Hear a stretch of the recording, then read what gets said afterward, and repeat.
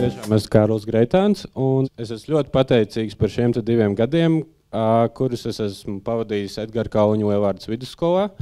Un man ir bijis lieliski iespēja mācīt ķīmiju un dabaszinību šī skolā. Un, manuprāt, jautājums, uz kuru es visvairāk esmu atbildējis tieši pirms tām stundām, ir, vai šodien būs eksperiments. Es nezinu, vai kāds no jums klusībā vēlas man arī to pajautāt tagad, bet varu visus nomierināt, ka eksperiments šodien patiešām būs. Un runāt es šodien arī vēlos par eksperimentiem no 2 skatu punktiem, par eksperimentiem stundu plāna skatījumā un par eksperimentiem, kas ir notikuši manās un skolānu savstarpējās attiecībās. Nu ko, manuprāt, par to, kā skolotājiem ienest eksperimentus stundās, kā likt pašiem skolēniem eksperimentēt, ir runāts daudz, mums ir lieliski DZM materiāli, mums ir diezgan, es teiktu, modernas mācību grāmatas, kur tas viss ir iekļauts.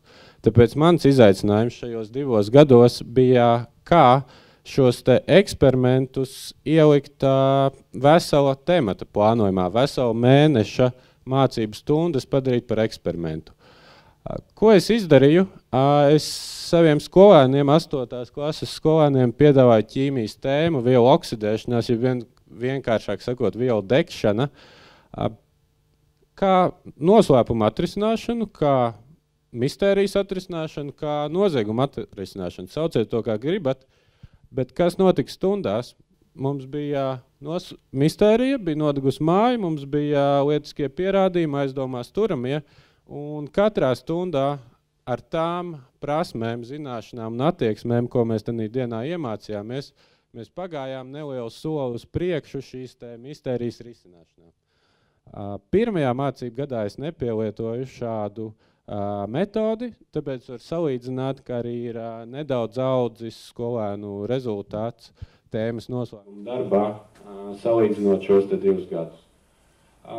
Kāds no šī eksperimenta sausais atlikums man kā skolotājiem bija lieliski redzēt motivētus skolēnus, kas paši domāja, ko mēs tālāk varētu darīt, lai šis noslēpums atrisinātos. Bet no skolēnu refleksijām es sapratu, ka viņiem šis mācīšanās mērķis, tas, kas šī tematā ir jāapgūst, arī kļuva daudz skaidrāks. Un viņiem arī kaut kā loģiskāk salikās šie mazie solīši, mazās prasmes, lai vispār šo noslēpumu atklātu. Nu ko, tālāk par eksperimentiem manās un skolēnu savstarpējās attiecībās. Es domāju, ka katrs no mums ir bijis skolā tādā vai citādā lomā, un es izteikšu minējumu, kad jūs katrs noteikti esat dzirdējis par kādu labo skolēnu. Skolēns, kurš nepadodās, jautā, ir jauks, neatlaidīgs, kārtīgs. Man arī šajos 2 gados bija lieliski iespēja strādāt ar vairākiem tādiem skolēniem, un tas jautājums, kas man mocīja, bija, bet ko es kā skolotājs savās stundās varētu darīt, lai šādu skolēnu kļūtu arvien vairāk? Droši vien ir jāveic arī kāds eksperiments, lai to noskaidrotu. Un tālākajā savā stāstā es šos labos skolēnus apzīmēšu kā skolēnus līderus un šo komplekso prasmi, visu šo mazo prasmi apkopojumu kā skolēnu līderību. Nu ko, pirmā savu darba gada vidū apmēram vairākiem no mums parādījās iespēja piedalīties projektā, kurš saucās Teach for Skills. Un kas ir Teach for Skills? Tas ir e-twinning projekts, kurā darbojas ne tikai misijas skolotāji, bet arī analogu partneru organizāciju skolotāji no Spānijas, Bulgārijas un Igaunijas. Un kopā mēs, darbojoties starptautiskās grupās, veidojām projektus, kurās mūsu skolēni attīstīja radošumu, kritisko domāšanu, sadarbību un komunikāciju, jeb 21. gadsimta prasmes. Kāds tad bija mana hipotēze, kā kārtīgam zinātniskās metodas piekritējiem pirms katra eksperimenta uzstādīja hipotēzi? Un mana hipotēze bija, ja skolēni risinās šīs problēmas paši starptautiskās grupās, viņi kļūs arī proaktīvāki savu pašu problēmu risinātāju tālāk dzīvē. Kā man gāja? Mēs ar savu projektu partneri no Igaunijas sastādījām šādu plānu, ka skolēniem sākumā bija jāiepazīstās, tad jāatrod platforma, kur pašiem komunicēt, tālāk jau jāanalizē savas problēmas un jāmeklē to risinājumi no pieejamiem avotiem, un pēc tam jāorganizē skolas mēroga kampaņa. Plāns izskatījās ļoti labs, bet sākot to pildīt, radās vairākas grūtības. Šis ceļš tiešām bija grūts, un mēs vēl joprojām neesam tikuši līdz galam, bet es ceru, ka projekts vēl turpinās un kad mēs tiksim līdz galam. Un šī situācija, kad ir pakāpeniski soļi un ir grūtības, atgādināja kaut ko, ar ko es jau savā dzīvē biju saskāries. Un līdz šim savā dzīvē es biju saskāries ar organisko sintēzi.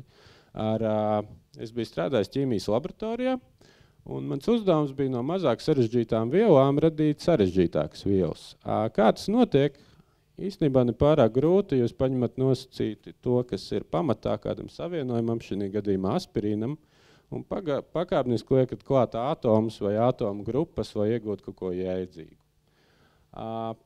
Ķīmija un daba to ir visu iekārtojas tā, ka neviena no šīm te atsevišķām pakāpeniskajām pārvērtībām nevar veikt 100%. Nevar 100% pārvērst visas vienas vielas molekulas par citām, par produktu molekulām.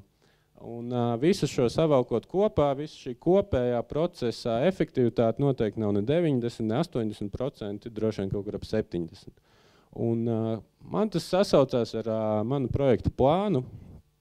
Un šī hipotēze, ko es uzstādīju, arī neapstiprinājās, nebija redzamu sasniegumu tajā, kā skolēni risina problēmas. Un kāpēc? Manuprāt, bija divas problēmas. Pirmkārt, paši skolēni vēl nebija gatavi sev kontrolēt ārpus stundas, ārpus skolas, darbojoties starptautiski un interaktīvi. Un otrkārt, šis projekts, manuprāt, bija pārāk sarežģīts, bija pārāk daudz šie soļi, kuros zaudēt efektivitāti. Es pats arī domāju, ka es pārāk daudz viņus kontrolēju, pārāk daudz gribēju tieši tādu un ne citādu rezultātu, kas arī šo te katra procesa efektivitāti mazināja. Nu ko, bet es atceros, ka viens no maniem augstskolas pasniedzējiem teica, ka neviens eksperiments nav neizdevies, tu vismaz zini, kā nevajag darīt. Lielumā runājot par šo lielo projektu, tas noteikti nav attiecināms, bet es mācījos no savām kļūdām, uztaisīju jaunu hipotēzi, jaunu projektu plānu, ko darīt. Un man jaunā hipotēze bija, ja skolēni uzlabos skolu, ja viņi izveidos kādus uzlabojumus tās apkārtnē, viņi kļūs pilsoniski atbildīgāki, jo skolā būs kāda daļa no viņiem. Plāns, redzēt, bija daudz vienkāršāks, lai nezaudētu šo te efektivitāti, skolēnu motivāciju. Un skolēni paši izvēlējās, ko viņi skolā vēlas mainīt, sagatavoja plānu, prezentēja to, uzlaboja to, un tad saņēma materiālus un sāka pildīt. Šim projektam es izvēlējos skolēnus, ar kuriem es biju visvairāk strādājis tieši paskontrolas ziņā, savus saskolsniekus, un kas mums ir iznācis. Mums ir 12 projekti ar dažādiem nosaukumiem, un mēs neesam tikuši pie konkrētiem risinājumiem, pie konkrētiem rezultātiem mācību gadu ilguma dēļ, bet es vēlētos sīkāk pastāstīt par projektu gājēju pāreja. Un situācija ir tāda, ka pie mūsu skolas ir neregulējams krustojums bez gājēju pārejas, daudz skolēni to katru rītu šķērso, un šīs meitenes šo problēmu aktualizē, izveidoja šādu plakātu skolā, iesaistīja skolas darbiniekus un skolotājus, un viņas ir bijušas arī pašvaldībā un pašvaldības policijā, un es tiešām ceru, ka nākamā mācību gada sākumā mums būs gājēju pāreja. Un īsts ieskats arī tajā, ko paši skolēni saka jau šī īsajā brīdī, viņi arvien vairāk jūtas kā daļa no skolas. Bet nobeigumā es vēlos atbildēt uz jautājumu, kā, manuprāt, veidojas skolēnu līderība. Un pirmais attēls, kas parādās Google, meklējot skolēnu līderību, ir šāds, kad viens pingvīns pārējiem izliek taciņu, kur iet, bet es tam noteikti nepiekrītu. Manuprāt, tas pat ir bīstami skolā likt vienu priekšā pārējiem.